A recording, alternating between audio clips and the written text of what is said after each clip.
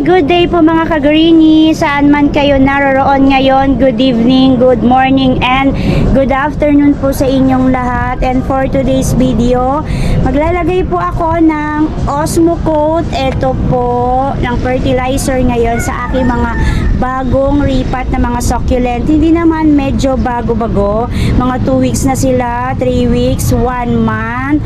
Ngayon ko lang po sila lalagyan ng Osmocote. Ayan po.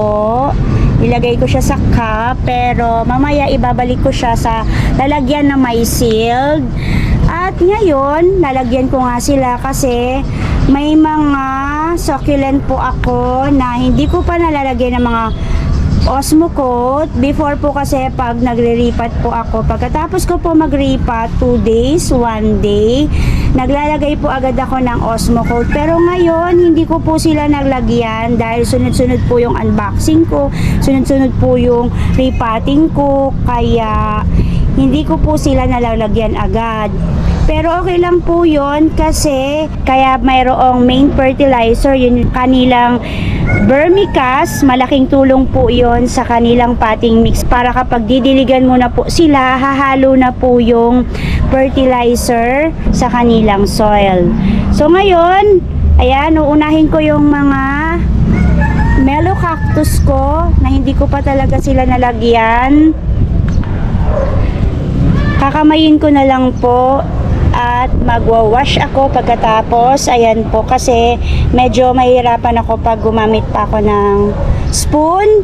So dahil ganyan po kalaki ang kanilang pot, 30 pieces or 20 pieces ang aking ilalagay.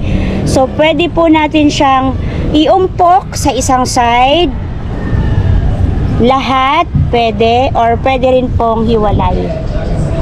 So left and right na lang po, and then east and west po yung paglagay ko. Yan po ang aking mellow cactus na color red. Marami na pong nabigay sa akin na seeds yan. Ito po, pangalawang pot. At ayan, so ito yung orange ko. Ayan, oh, marami na naman siyang palabas. Nananawa na nga ako sa germinate ng kanilang seeds. So naubusan na ako ng lalagyanan nila, kaya hindi ko muna tatanggalin. So ilalagay ko rin to, yung orange na pangalawa, left and right. Pwede rin po silang ilagay yung Osmocote kapag nagripa tayo. Pwede pong ito sa ilalim, pwede pong hindi na sa ibabaw, nasa ilalim po ng soil, pwede din po yon. So ang aking GB, yan, golden barrel. Ang tinik-tinik. Ewan ko lang, kapag natamaan ka, di ka masaktan. Ito naman si Kiko. Ayan, si Kiko. Mukhang nangangayayat si Kiko. Kailangan ko na siyang diligan. At ito yung crested or clams na GB. At ito yung pre-ni seller sa akin na mellow cactus. Ito yung mga medyo bago-bago na niripat ko. Ito yung aking mga Cristata Emernes. Left, right, front, back. Pwede rin nakaumpok dito sa harap lahat. Pwedeng ganyan. Pwede rito. So kapag maliit na pot, ang nilalagay ko po mga 10 to 15 pieces, mga ganyan po, o kaya 10 lang. Ito naman yung mga LB ko na hindi ko pa talaga nalagyan.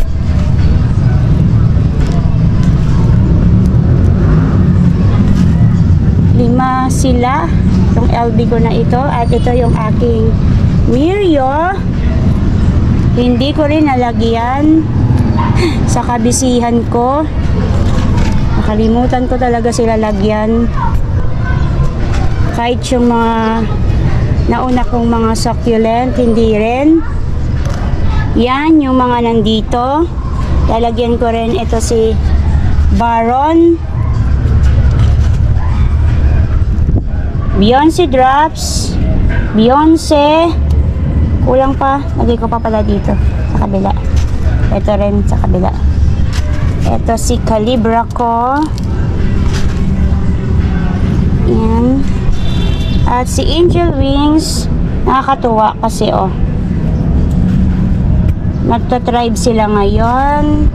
Maganda ang kanilang kulay kasi maganda po yung panahon ngayon. Malamig. Pero mas malamig po dyan sa area nyo. Kasi dito sa Manila kahit malamig, ramdam ko pa rin yung init. Si Zoro, ang ganda ni Zoro. Ganda ng kulay niya. At ito naman si Diamond State. Lagay tayo. Si Paul Bunyan. Ang taas na niya. Grabe. At ang aking dugong. Di rin papatalo si dugong. Ang ganda-ganda niya. At si Cleopatra.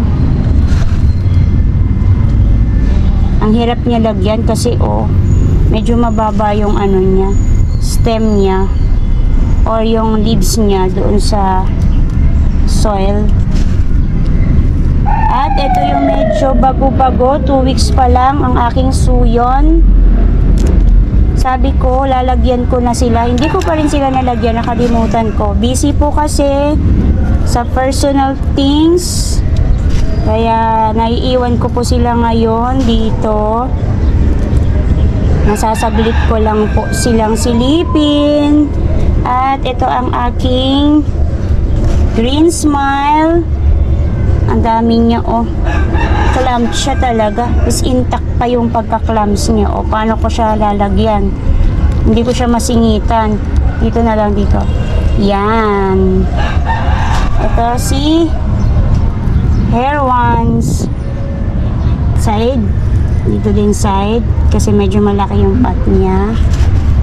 At ito yung aking gandang-ganda ako na si apricot.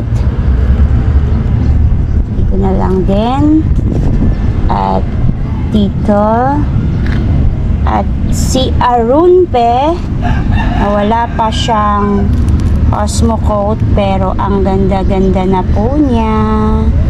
Stress po ang kanyang kulay. Ayan. At katabi niya si Ellen na nahahawaan niya ng kagandahan. Basta mga Ellen magaganda, di ba? Like Ellen Adarna. At ito naman yung aking Korean rosette. Sinaba ko na sila sa morning. At ito si Murasaki. Sobrang init dito sa amin ngayon. At ito yung aking super bomb. Alin pa ang mga bago? Like this. Ito rin, ganda-ganda niya, si Firestorm. Lagyan natin. Ito, hindi ko pa rin nalagyan. Si Shangri-La. At Crested Red Ives. Itong mga Mrs. Richard, variegated tsaka plain. Itong side. At ito naman, yung aking Humor Ball. Hindi ko pa rin ito nalagyan. Dito pang side. At itong aking cinnamon. Naiiba siya kasi nasa Kalankowi siya Saan pa? Ito. Yung aking kissing. Next. Si Burritos, lagyan ko din. Kasi hindi ko pa rin talaga siya nalalagyan. Itong side. At dito. Wag po natin ipapatong or wag po nating lagyan yung leaves nila kasi baka po masunog dahil nga natutunaw yung Osmo Coat. Hanggat maaari, doon lang natin po ilagay sa soil. At next natin ang ating mga sedum clavatum. Pati yung mga sedum hindi ko nalagyan kahit mga una ko pa silang naripat.